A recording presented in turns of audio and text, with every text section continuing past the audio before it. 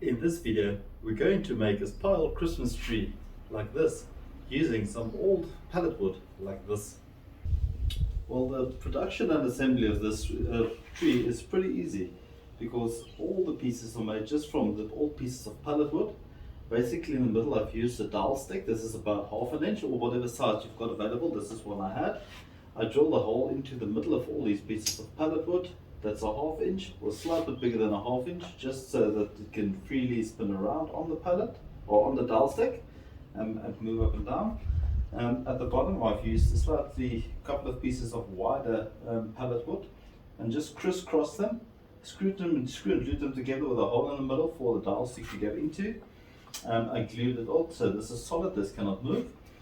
And then starting at the bottom, I only used a bunch of pieces of the pallet wood. Now I started at a specific length at the bottom. Mine is a bit more than 1/2 meter. It's about 2 feet more or less if you want to compare.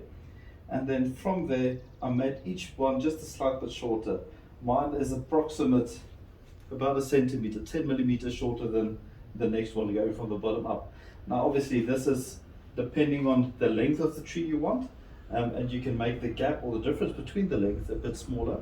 If you want to have the tree higher, you can also make the bottom one quite wider, so you can have a big base at the bottom and it can go all the way to the smaller one at the top. Now obviously, like I said, the tree can be as big as the space. If you've got a smaller space, a smaller tree is sufficient. If you've got a large open space, a taller tree is quite nice. This is about 3.5 feet tall in total. So all I did was I cut all these pieces of pallet wood.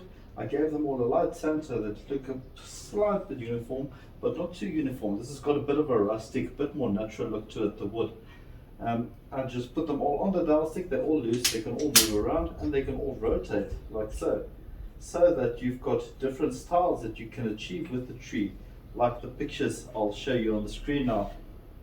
Now, even with all these styles, you can still rotate them and make it look whatever method you would like.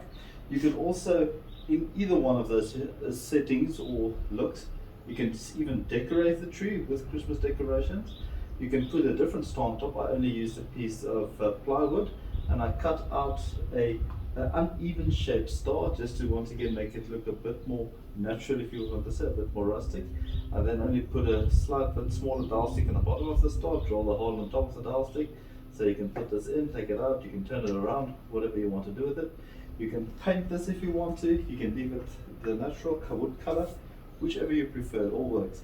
But this is just something different, and you can make it look different due to the fact that these things can rotate all through the Christmas season.